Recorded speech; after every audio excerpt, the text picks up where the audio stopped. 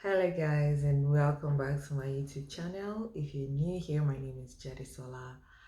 And so this is the part 2 of my previous video. If you haven't seen the part 1 of this video where I introduced my coach for the UK Global Talent Visa, I'm going to put the link in the description box below. And please go and watch it and make sure you like and share. So let's just go over and talk to my coach as a continuation of this video.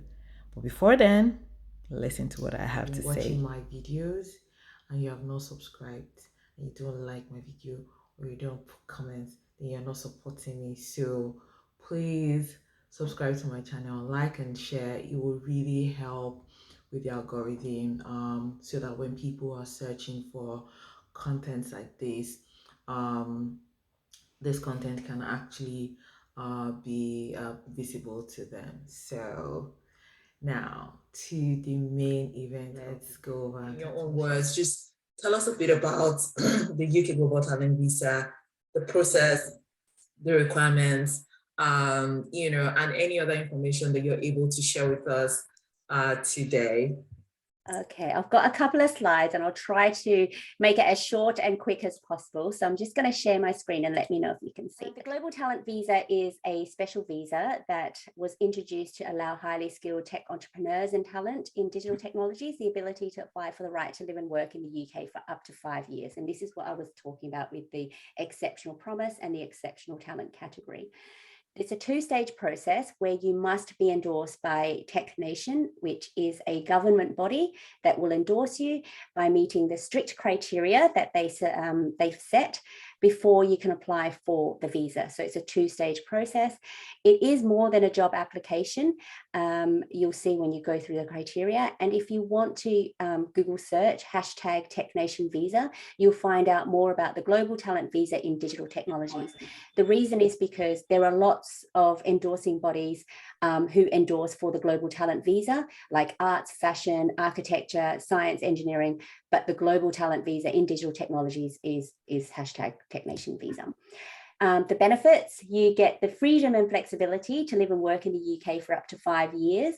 You can apply for indefinite leave to remain and British citizenship. You can bring your dependents with you. You can register a UK limited company. You can work for a company without them sponsoring you. That's the biggest thing because the visa is attached to you. And it is very cost effective in terms of the application fee for the endorsement. The stage 1 endorsements is in the hundreds. I've had visas throughout my life in the UK and they were in the thousands, but this particular one for stage 1 endorsements in the hundreds. So it's not too bad. So this is the process. It can look very overwhelming, but I just want to break it down for you. So this endorsement stage is stage 1. First of all, you have to pay and register online at the Home Office. So that's where you register all your details and pay them, and that's £456.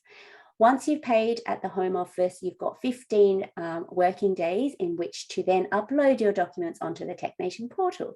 Very easy. You don't need to go to the post office. You don't need to print, photocopy 70 pages. Just upload everything. It's really easy.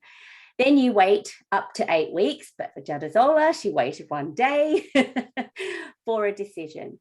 You can either be successful and you go through to stage 2, or you can be unsuccessful, unfortunately. And with a 54% success rate, a lot of people do go through this stage. And the good thing about being unsuccessful, if there is a good thing, is you can appeal the decision. I've worked on a lot of appeals, so I get to see what the assessor's feedback are, and I help applicants with writing their appeal. You can only write an appeal if the assessor has made a mistake in your application, not because you don't like the decision. So you've got 28 calendar days to appeal, and they've got 28 calendar days to come back to you. Now it goes to a new assessor to assess your application, and then they will say whether you're successful or unsuccessful. So then if you are successful, you go to stage 2. The stage 2 Home Office visa application, this is where lawyers can help you because it's very transactional, right? Or you can do it yourself. I mean, I did it myself. Jadazola, I think you did it yourself. Yeah, I did it myself. Yeah. So it's up to you. If you need, if you've got a lot of questions about the visa stage, yes, see a lawyer. I've sent a lot of clients to lawyers because they have a lot of questions. But if it's just you, If you feel confident, it's quite an easy process, right? You do have to pay £152. Then you've got your biometrics and your immigration health surcharge, and that's the bigger fee. That's the health surcharge fee. For me, oh, sorry, I forgot to mention this before, but for me, it was £200 per year. Now it's 624 per year. Yeah. And Jadazola, because you're from Nigeria, you had to do extra tests. I was already in the UK, so I didn't have to do extra tests or anything. So can you just let people know what things you needed to do? So I had to do the tuberculosis test. So that was about 58,000 naira. I'll put the conversion on the screen. I can't remember what the conversion was, but it was about 58,000 naira. So that was the only thing. And like you said, the visa application itself is pretty easy. All you need for Nigerians is the endorsement letter, your tuberculosis test, results, and that's it. Really. No bank statements, nothing, no IELTS results, nothing, just that. It's too easy to be true, isn't it? Like I was a bit, thinking, anything else? Do I need bank statements or anything? But no, because once you've been endorsed, the Technation have endorsed you. So the next step is a transactional process. You have to go through that visa stage. So they will do a criminal record check and all that kind of stuff. And I don't help with that because I'm not an immigration lawyer. I only help with stage 1. And the decision is 3 to 8 weeks, but I got mine within a week or 2 of submitting my biometrics. Jadazola, how long did it take you? 1 week, actually. Submitted on a Friday, got my passport back on another Friday. So. It actually took you longer to book your tuberculosis test, right? That was the one that was long, yes. The Nigerian factor. The Nigerian factor then. So it took me about 3 weeks to get an appointment to do my tuberculosis test. Well, once I submitted, it was 1 week, literally. So the whole process, as we can see now with timing, it's so important to time this because it could take months to do. And then we didn't even include the 2 months that we worked together before. So that's why I just prepare and plan for your time. So, okay, so the eligibility criteria here, as we discussed when I applied it, well, I didn't have any of this, but when you applied, Jadazola, it was very clear that you had a business skill and you could apply under a business applicant. But obviously this is a Technation Visa, people working in tech can apply. Now they've changed the criteria in the last sort of couple of months. If you're a technical applicant, at the time that you apply, you can be working for a technical or non-technical organization. But if you're a business applicant, you must be only working for a technical organization. A lot of Nigerians that I help, it's fintech, it's telecommunications, but telco, there's a lot of digital technologies that they work on, so that would be okay. But if you work for, say, like if you're a business applicant working for a manufacturing company, that's not a technical organization, so you probably wouldn't be eligible. So it has to be a technical organization. And this is another thing that they also considered specialisms that are not eligible is, have a look at the right there, but the main thing is if you're a consultant or an outsourcer. It's a big no. I get a lot of questions about that, particularly for people who work for consultant companies like KPMG, PwC, Wipro, Capgemini, Tata Consultancy. They're outsourcers because they're not product-led digital technology companies, which I'll talk about. They actually work for product-led digital technology companies and give it to them. So that's why consultancies are not eligible. People working for consultancies are not eligible. So product-led digital technology company, it's a definition that was only just recently given. I've been asking for this for years, but you have to be working for a company that develops its own products. Okay, that's what product-led digital technology company is, because you need to use examples of working for these companies and how did you help them develop or sell their products. It's defined as a business that provides a proprietary, which means their own products, digital technical, it can be a service, product, platform, hardware as their primary revenue source. Some companies have consultancy on one side and develop products on the other side, but they want it to be a majority of developing products. So you can work for or be a founder of a digital technology company that develops its own products for its customers. And, you know, by way of selling, you can license it, you can, you know, get a subscription basis, or you can actually sell the product, and it's no consultancies or outsources. So I hope that's clear. This is very clear. Yeah, because, you know, it's one of the things that, you know, just confuses people. What is product-led digital technology company? What does it look like? Yeah. Now with this definition, it's definitely clear. Yeah. And, you know, another thing I get a lot from Nigerians is they work for training companies and they train people. That's not a product-led digital technology company, because you're providing a training service. You're not developing products. So that's one that I get a lot of, and unfortunately, they're not eligible. Okay, so it's not like it's an ed tech. They train people? No, they have to be developing an ed tech product. Ed tech product. Okay, so yeah.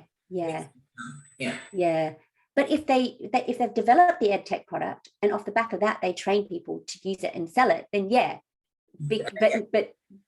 but the majority of their work can't be the training aspect. It needs to be the developing aspect. Okay. Yeah. Okay, so this is the 70-page document I was talking about. You've got to produce 15 documents, and they're usually 3 pages each. Yes, it's 45 pages, but you've got to complete a Technation application form as well. So then that bumps it up to about 10, 15 pages. Your personal documents, you need to provide a CV, a 3-page CV, a personal statement of 1,000 words, and 3 letters of recommendations by experts in your field. So these are senior people who are experts, who have credibility, who can vouch for you. Character reference, to say. And they have to be from 3 different organizations. And Jadazola, we had a couple of people, but we had to really think about who we were going to choose for yours. And we changed, you thought you had 3, but then we kind of, depends on your narrative and your story, we changed it to give them a better sense of who you were as a person, not just someone who worked in fintech, but you did all these other things for the community as well. We wanted to showcase that. Yeah, you know, this bit, for some people that have reached out to me, they want to know, you know, your experts, do they have to be C-level executives? Do they need to have digital footprints? You know, I'd like you to help answer that question. Yeah, if you can. Yeah, so they used to have to be C-level, C-suite, but now they only need to be senior in their field. They don't necessarily have to have a digital footprint, but it helps if they do, because the assessors not only assess you, they assess your experts. They want to know that they are credible. And the only way they can tell if they are credible is if they have a little bit of a digital footprint, so they can prove who they are. LinkedIn profiles, huge. And if they have a really good up-to-date LinkedIn profile, then yes. But if they have not a great one, you have to provide their CV, and they have to say why they're an expert. So, you know, it's not hard to have a digital footprint these days. Yeah. So, and if you're working in tech, you should really have one. And that's why we Google your experts too. Right. So yeah, your experts have to be there to support you, and they have to be senior, and they have to have expert status. It would really help if they, you know, spoke at conferences, if they had leadership qualities, spoke at conferences, writing books, if they've won awards, if they are a board director of tech companies, you know, anything that you can help share the story about why they are an expert, an industry leader in their field, not just by the pure fact that they work, that they're senior in their company. That doesn't give a sense of expert status. Yeah. It gives a sense of seniority in their company only. So we need to see what else they do in the tech sector. But just for out there, like, your experts don't have to be in the UK. They can be in your local country. I didn't use anyone that was in the UK. So because some people feel like they need to get experts that are already in the UK to give them a better chance of, you know, getting endorsed. But yeah, it's a myth. No, because they realize that you're not from the UK. Like, how would you have connection? If you do, then yes. But if you do and you want to use them, think about your relationship with them. You have to have a relationship with them. You can't just ask someone from the UK to help you. Yeah. There has to be, again, a story about how you met and how you've known each other over the years and how you've worked together or mentored you or whatever. So there has to be a story about your relationship, not just someone you've asked to be your reference. So then that's the 5 documents there that we discussed, because it's 3 letters. That's 3 personal statement for CV5. Then your next 10 documents are based on what criteria you select. And, you know, it has to be 3 pages each. And this is something that we discussed during our strategy session on what documents and what criteria you should select. So, as I said before, if you can apply for exceptional talent or promise. If you've got more than 5 years experience, you should really go under exceptional talent. If you are less than 5 years, you should go for exceptional promise. When I applied, they didn't have this distinction. They just said, are you talent or promise? Of course, we all tick talent. We didn't know what it meant, but it sounded better. So that's why I got talent. They didn't even explain it. And then, as I said, if you do get talent within 3 years, you can apply for indefinite leave to remain. Promise within 5 years, you can apply for indefinite leave to remain. So as we discussed about leadership, you have to pick the leadership criteria. So you need to explain in 3 documents, potentially 3 or 4 documents, your leadership skills. And there are guidelines about that, but I won't go into detail. But leadership is like, you know, leading a team, product or company. If you've spoken at events, if you've led a large technology-led initiative, if you have a high salary, if you've won awards, if you've been speaking at panels. Jadazola, you had all of those and you said, I'm not a leader. You did. Yeah.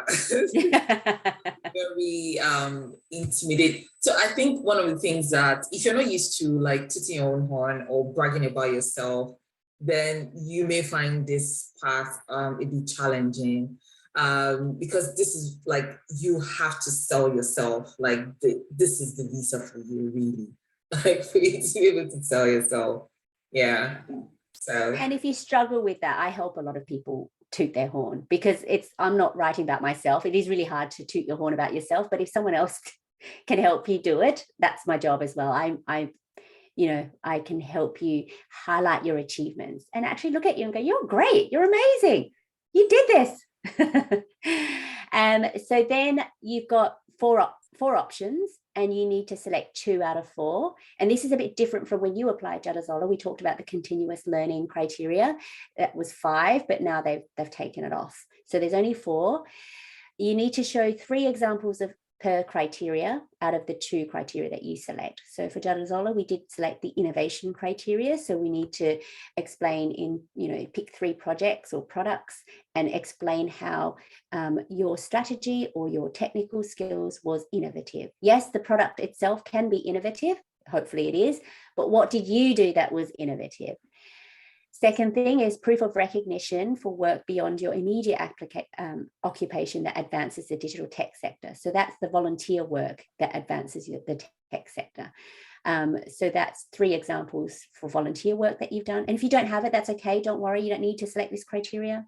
The third one that a lot of people select is your commercial, technical, or entrepreneurial impact. It's about, if it wasn't for you, what would the product or project look like? So you need to show impact, metrics, facts, and figures to showcase your impact. And then the 4th one is, have you made any academic contributions to the field? Not a lot of people choose this one because it's very research-based, and those who work a lot with universities. I chose this one because I worked with a university to develop a technology for my startup. So I got a letter from a professor talking about, how I helped them in their research and how they helped me. But not a lot of people choose that one. So what a lot of people choose is criteria 1, 2, or 3, but we only select 2. Yeah. And I think my application, there was a way that you sort of combined, even though I chose 1, but you sort of combined 1 and 3, for my application, because I had a little bit of, impact as well as part of my innovation evidence. I think it'll be interesting to know like some statistics, because even though you said 54%, endorsement rate now, if you can just share a little bit more about statistics, and if you can, because I have more Nigerian audiences, like if you can just share a little bit of the stats about the Nigerian applicants as well, that would be very helpful. Okay, so just in the last sort of since 2017, because as I said before, then this visa was launched in 2014, but it didn't really kick off until 2016. It was when I started applying, because it takes a while. They didn't really market it properly, really, and no one really knew about it. But they made a big push from 2017, and after I got it, I blogged about it. I became an ambassador. There were more people talking about it. So you can see over the years there've been more applicants. This is not endorsements, this is applicants. The endorsement rate's about 54%. So about 2,500 people since then have been endorsed, but they've had about 5,000 applicants so far. These dates are from April to April every year. So you can see this year, look at 2021, 20 and 2021, around then, even COVID, the applications were still coming through. I was actually really busy during COVID because everyone was suddenly working from home. Yeah. People were thinking about, people had time to reflect on their career, and it was really good. I was so busy during COVID. And I was able to help more applicants because people could work from home and look at this at the same time, and didn't have to travel to the office. So this year, so far, since April, 1,028, April last year, so far. So the cutoff is in 2 months. And let's see if it goes past 1,200 applicants. I think it will, because I'm very busy. But, I don't help everyone, so I'm sure it will surpass. So that's a stat. So it's good news that, a lot more people are wanting to come to the UK to build their tech career. So these are the stats here. USA, India, Nigeria are the countries that are most applying from, but obviously there's more, Canada and Russia, and I'll go through that in a sec. There's 90 plus countries that people are applying from. There's a 54% endorsement rate, 2,500 successful recipients. For talent and promise, there's more people applying for talent than there are promise, but that's stats. There's a 75-25% male-female ratio, and that's been pretty the same throughout. And I've been trying to help more women in tech, but it's just because there's not a lot of women working in tech. So part of my job when I worked in my startup was to advocate for more girls and more women in tech, and hopefully it's changing. Jadisola, are you part of the Technation Visa alumni? Because once you are endorsed and you get your visa, we have a Technation Visa alumni. It's a community group that only successful recipients can join, and there's monthly meetups, and there's lots of other people that you can meet that got the visa. So have you've joined? Of the meetups, well, I plan to do that, but I was still scared of COVID, so I wasn't. Yeah. And they've only just, obviously it was all online, and it's different networking online, but now they're starting to have in-person events at, a local pub, and everyone comes together and, you can chat and stuff. So I think I've introduced you to some people from Nigeria that's received it. So you've created your own little group anyway, so it doesn't really matter so long as you're connected with other people. And there's a group there for you. Now, this is quite important. This was released in 2020, and it's pretty much the same now. So on the left here, this is the endorsement rate for people from different countries. And you can see that Nigeria has a 30% endorsement rate, and it isn't great. So I think the hardest thing is, yes, you are eligible, but then you've got to meet the criteria. And I think that's completely different. It's how do you structure your evidence in the right way to highlight your achievements and your expertise so that you can pass. And I think I've read so many applications from people from Nigeria, and they did it themselves. And it doesn't tell the story. It doesn't give a sense of what they did and how they did it.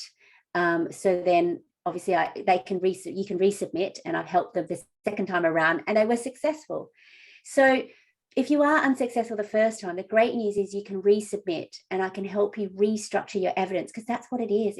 It's trying to convince the assessor that you deserve to be in the UK. And if you haven't articulated that well, they're going to ask questions. Yeah, and I think that's one of the things you bring to the table, because you've helped so many people. You're able to, the gaps you know, especially when, you know, you see the feedbacks from why people were declined, and then you're able to help them to plug, you know, some of those gaps. Are there like more things that you've seen apart from like maybe the structure, you know, as to what applications are getting declined? Okay, so first of all, not clear enough. It's easy when you're in a team, you talk about we did this and we did that. But when you're writing an application for yourself, you have to use the word I in this process. I've seen so many unsuccessful applications where they all talk about what the team did, and the assessor has rightly said, it's not clear what the applicant did. We can only hear and see what the team did, because that's all they talked about was we did this, we did that. They didn't say my role was, and I did this and I did that. That's a huge one. I get that all the time. So you have to be clear. And as you said, Jadesola, it's about promoting yourself. You have to say it. Yeah, it's not a group application, it's your application. Yeah. Impact. It's important to use metrics. So people are so focused on what they did, but they don't talk about the results that they achieved. So for me, Jadesola, we talked about my impact, my metrics. I do keep a track, and it's only through this process. I keep a track of my metrics, of my success rate, because that's how you sell yourself, and that's how you promote yourself, and that's how you can convince someone to come and work with you, or convince the assessor that this is why you need to be in the UK. Absolutely. And, you know, we had to add some of those metrics as well, you know, to my own application, you know, with screenshots, you know, a before and after type of, information that shows what it was before you started to do something, and then what it is now, and just showing the growth and the impact of your work. Yeah, definitely. A lot of people also provide lots of links, because, you know, it's a digital tech visa, just put links everywhere, which I completely agree, but assessors don't click on links. You only have 3 pages to present your evidence in the best way. Links might be broken. The assessor's not sure what it is that you want to say. So if it's really important, what we do is we screenshot whatever information you need on that link, and then use the link only as a reference or source of information, because you're trying to direct the assessor to the relevant information. Clicking on a link is yes or what? It's like a little description, even on the screenshots, of what it is that you're trying to communicate, and then with the link, yeah, if they're able to click on it, fine. If they don't click on it, the application needs to be clear enough to pass the information. Yeah. Absolutely. That's a huge one. I keep saying everything's important, but these are the things that I know just off the back of my head. But, you know, when you're doing this for the first time, all this is overwhelming. So just trust me to tell you, yes, the do's and the don'ts. Assuming the assessor knows your product and project. You're laughing. Yes. Okay. You need to expatiate on this, because I remember when I think one of the things when I picked innovation, one of the things you were talking about then was innovation is subjective, right? You need to be able to communicate this in a way that they can relate to it. Yeah. So it can't just be on the surface, really. Yeah. Yeah. And I remember you really struggled about explaining your products, because you've never had someone ask you, like, just give me a high level overview, because you're so busy doing. And that's what we do. We do it, but we don't sit back and look at it high level. And if you were to present it to people, you just need a 1-page screenshot of how did you come up with this? How did you do it? And that you struggled with that, but we got there in the end, because you had to go back and explain the whole process. Yes, absolutely. Yeah. Absolutely. Yeah, because you can't assume the assessor knows it. You have to kind of go back and say, what was the background? What was your role? What was the problem? And how did you solve it? Exactly. You know, I think a lot of people, even like in the context, I remember, like if I'm talking about e-commerce, and everybody understands Amazon, right? but not a lot of people can relate with, okay, so imagine Amazon coming to deliver to you and you have to pay the delivery person cash to get the item. A lot of people can't relate with that. So if you're using... How did that work? You have to be able to paint the picture, in the context of where you're coming from, so that, the assessor can actually relate and understand the problem you're trying to solve. Yeah. And it's interesting because Jadesola, you lived in Nigeria at the time, and when you were telling me about your products, and because I've lived in the UK, and and it's different in different countries, when you were telling me about these products, I was like, really? Why did you need this product? And you said, well, because in Nigeria this is what happens. And I said, well, we need to say that, because they're not going to know that. They're not going to know. You know, because you've lived there. Yeah. But I didn't know, because I've never lived there. So I didn't understand your problem. I didn't understand the product until you explained why. Why did you come up with this product? Because you explained the problem in the background. For the assessor to think that, okay, this is innovative, because if this is a real problem, solving it this way makes sense. So, yeah.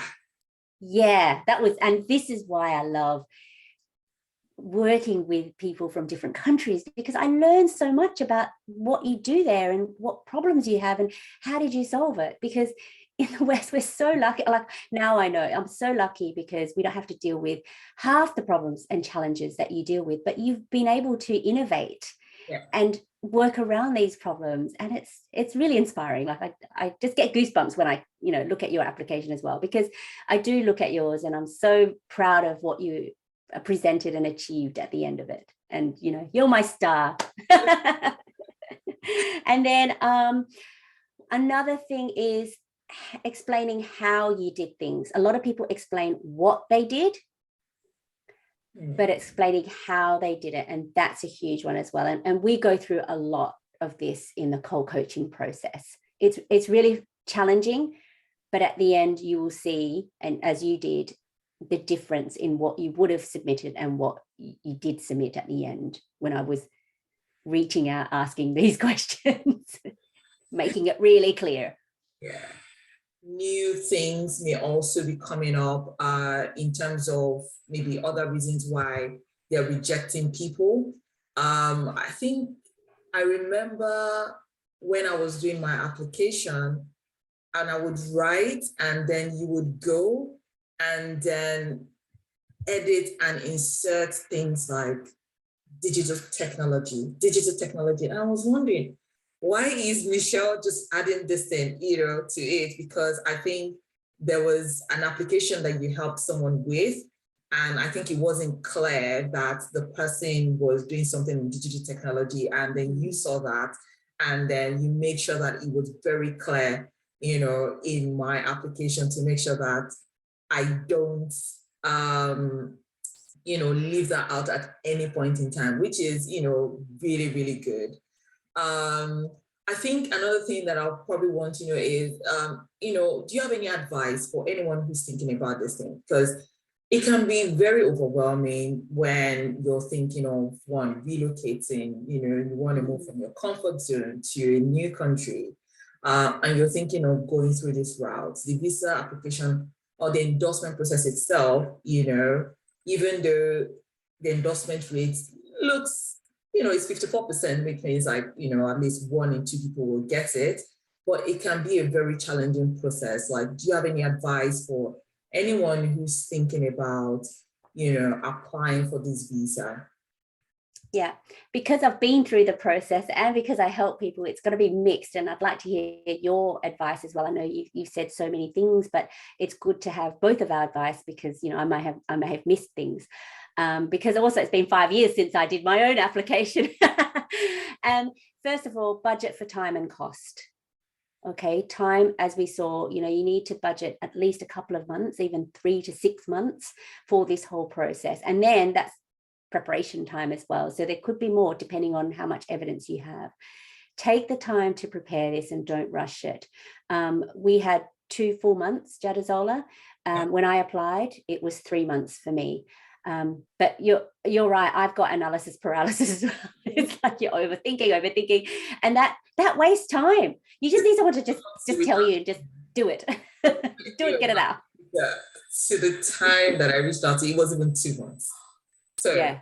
I spent thinking about it. Definitely. Cost, we know the cost. You've got my cost if you want to use me, but you've also got the cost of the visa and the endorsement stage.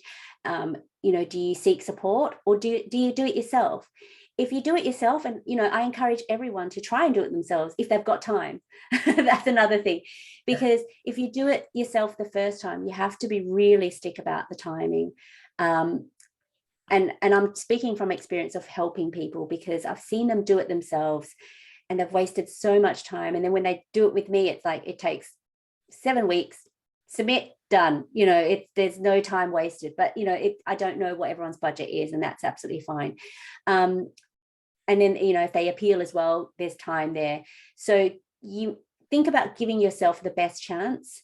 And asking for help is okay. I've got lots of different packages to suit every, some budgets, and then, asking for help is the biggest thing. And also your networks are really important. As you can see, we need people to vouch for you. It's not just the 3 letters of recommendation by experts. Within the criteria, you can also get people to support you and vouch for the work that you did as well. So you need more people.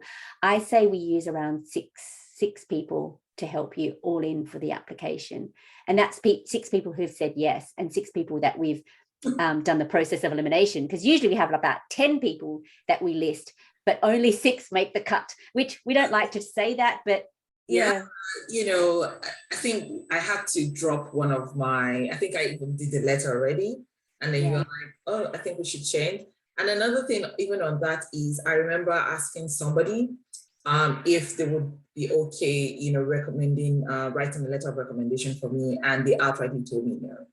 So if you don't start on time and you don't have like a list of people that could potentially help you, you may just get into trouble like last minute. If either wasting time or not willing to help you. And there's so many things that can go wrong when you need help to help. Yeah, absolutely. That's the thing. And that's why you need a lot of people to help you in case they say no, or in case they're too busy. I had my professor, he took 3 weeks to sign my letter, and I had to like email his wife. I had to email him. I was like emailing everyone, and it is really stressful. So, the more people you have and more backup, and also it depends on your narrative and the story that we tell together. And the right people would tell the right story. And also the important thing, which you had as well, Jadazol, is having evidence about the things that you did. And that's why Googling yourself, we found more information, videos, we took screenshots. So if you don't have the document, unfortunately, you can't submit it. There's nothing to prove that you did it. So that's why it's really important to document everything as you go in your career. Yeah, I think another thing is just being deliberate. A lot of us, we don't care to, put a lot of our achievements out there. We like to be in the background, but there's this thing that comes with just, the internet never forgets, they say it. And if you have something online, it would always be there and you can always refer to it. Another advice that I can give is, do your research. Yes, Michelle will help you. You can watch our YouTube videos as well here, but you need to be able to do your own research. Yes, I said it took me 2 months of doing research, just trying to understand this visa, this path, if it's right for me. So that by the time I was even reaching out to Michelle, I was asking the right questions. I'd already gone on, Technation site, read through the criteria, and I knew that I needed help. I needed to seek, support, So that's another thing that I think you need to do. The last thing I'll probably say is be ready to do the work. Yes, even if you're getting support, you can, your coach cannot do the work for you. You have to do the work yourself. Your coach will guide you, help you position your application in the best possible way. But ultimately, it is your journey. It is your story. No one can tell your story like you. No one knows you like you, not even your experts. You are the one that needs to do the work. So that is, you know, my own advice. So can I ask you, I know I get a lot of this as well, is like, okay, if you're doing all the work, then what do I do? How will I help you? So, like I said, you know, I mentioned accountability, first of all. That was a big thing for me, you know. Yes, I got the endorsement, and I got it in record time, by the way. But I kept thinking about it that there's a good chance I wouldn't have even gone through this process if I was alone, right? So just having someone there, like, it was key for me. Secondly is, I knew that even though there were no guarantees, I didn't want to do it multiple times. So I was trying to give myself the best chance at getting it. So yes, I went for a code. The third thing that, you know, Michelle was doing for me was the kind of questions she was asking me, even from the very first 15 minutes call, the office hours that we, you know, it helped me to really start to think about things, the structure to which we approached the application. I remember that Excel, I can never forget the Excel. It keeps coming up in my head, you know, listing out everything. What do you have? What can meet, what criteria, what evidence can meet which criteria, and also tracking. I remember always wanting to get 100%. Clarity, and then sometimes, you know, just reading through. I think I remember now when we started, and you know, we started with my letters of recommendation, and I think I'd written it, and I think the first maybe 2 letters, you know, you were correcting things. You know, I mentioned something about making sure that this digital technology, you were very specific about the language that was in those letters. So I'd written, you know, these letters, and then you would look at it and then change the language just to make sure that it's communicating what the assessors can relate with. So there was that bit. But when I got to my personal statements, and you barely touched it, I remember reaching out to you again to say, what do you think of my personal statement? Did you go through it? I'm like, yeah, it's good. Because I'd worked with you, I'd seen how you were, like, you know, just making sure that all the I's were dotted, all the T's were crossed in all the letters. Because I had like 5 letters. I had 3 letters of recommendation and 2 letters of support. That was obviously like in the same format. You know, it helped, you know, even my purpose for coming to the UK, everything, you made sure that everything was clear. It was that orchestration, making sure that, you know, like even till the end, I remember like going through everything from the beginning. I wanted to submit. So for Nigerians, they would understand NSAS. So NSAS happened, and I told Michelle, I want to submit.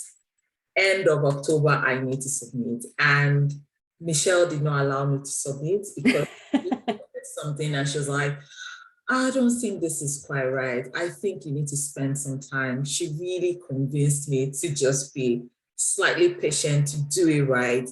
And those are the things that, you know, Michelle brought to the table for me. And I slept, woke up the next day after my, you know, submission, and I got my endorsement. So if you need support, I would definitely say Michelle is the person to go to. I would definitely leave like links to her YouTube channel, how to reach her website in the description.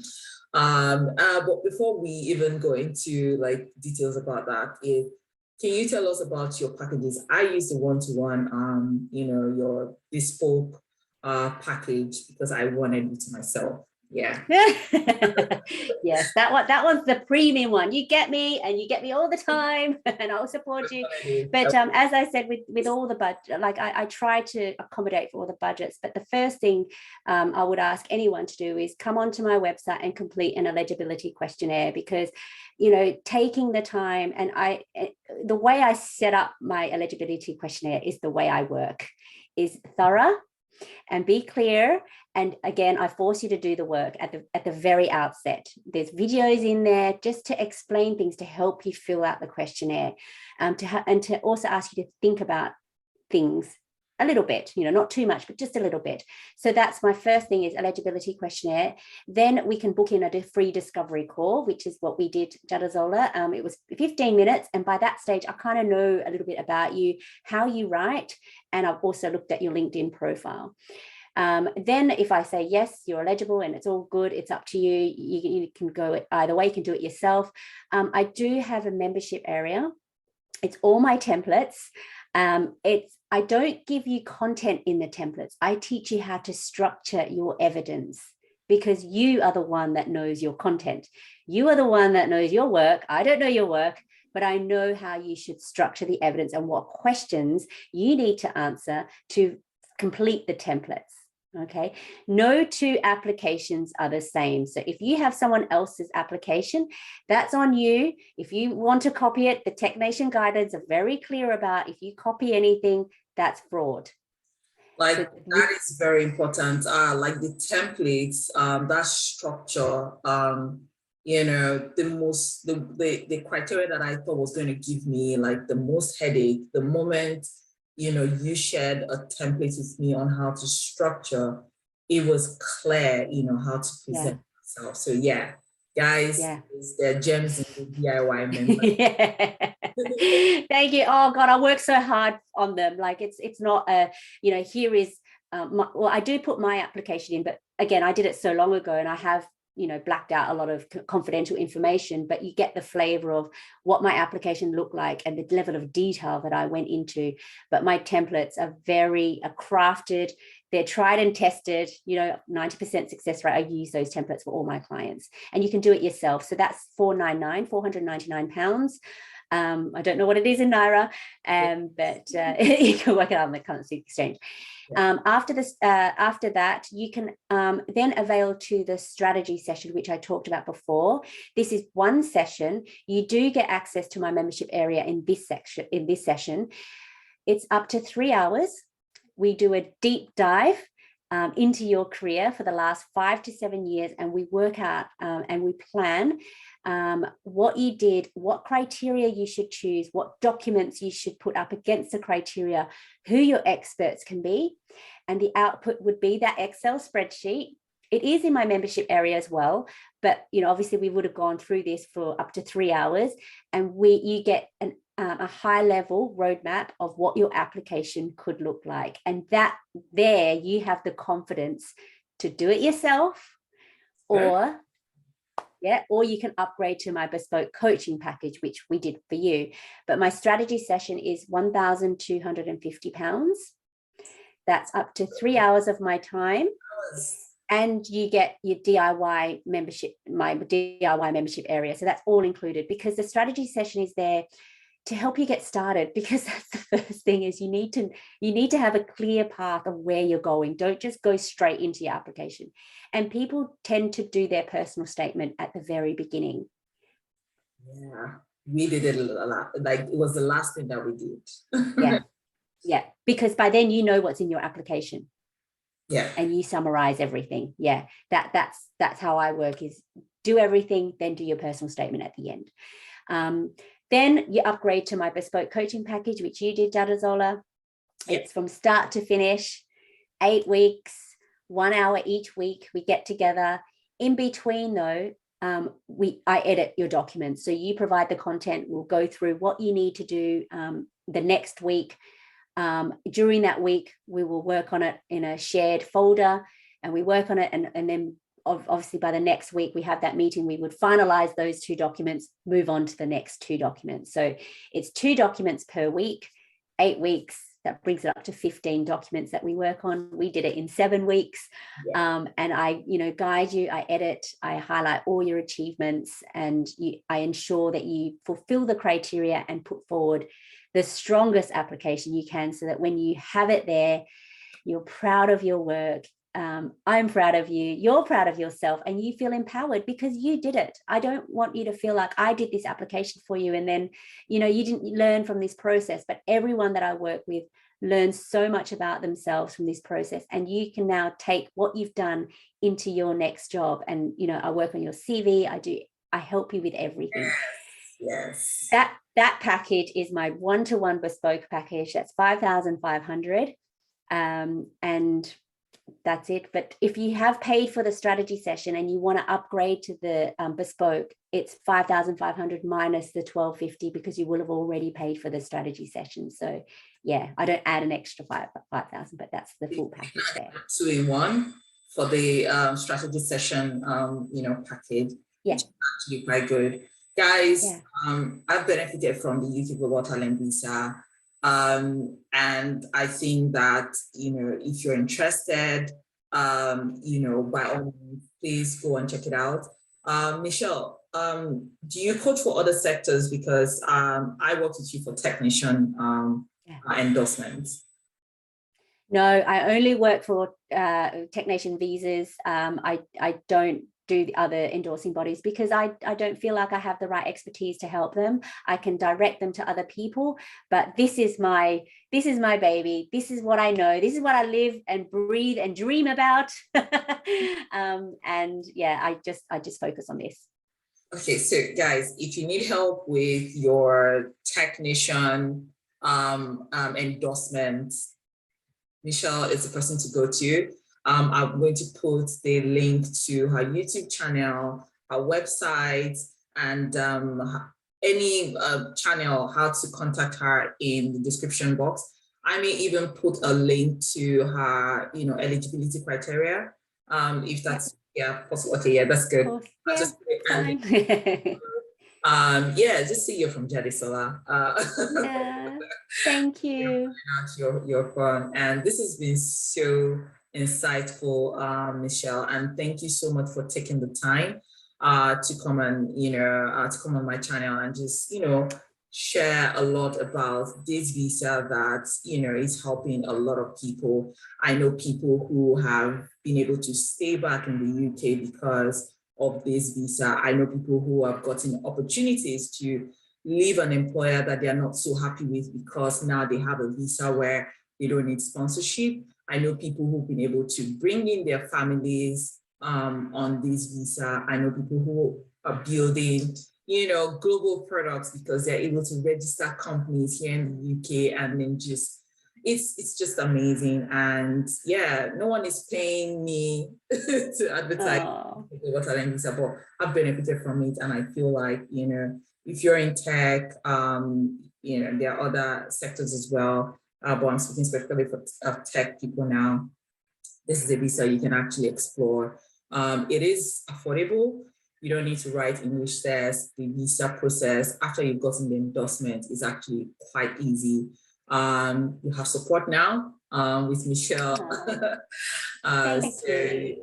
If you like my content and you want more, of maybe things around tech, technician, you can always put a comment. Reach out to me. I'll direct you to Michelle again. Once again, thank you so much, Michelle, for coming. We should catch up again, maybe do another, maybe session again, maybe when I do like my second year in the UK, because this is like my 1-year anniversary. Catch up session with you. So. Where are you now, Jadisola? In year 2, absolutely. And it's been such an amazing experience working with you. I'm so proud of you. You inspired me from day one when we met, and you continue to inspire me. The more I get to know you, the more you just motivate me, and you've got such a great energy about you. And I'm looking forward to actually seeing you in person. We haven't met each other in real life yet, but we will soon, after all COVID, and I think very soon we will see each other. But thank you so much. I so appreciate the opportunity to share this on your platform and to get more people into the UK and to help them build their tech careers. And I'm helping quite a number of Nigerians at the moment, and I just love it. Thank you so much, Michelle. And guys, I'll see you next time. Bye.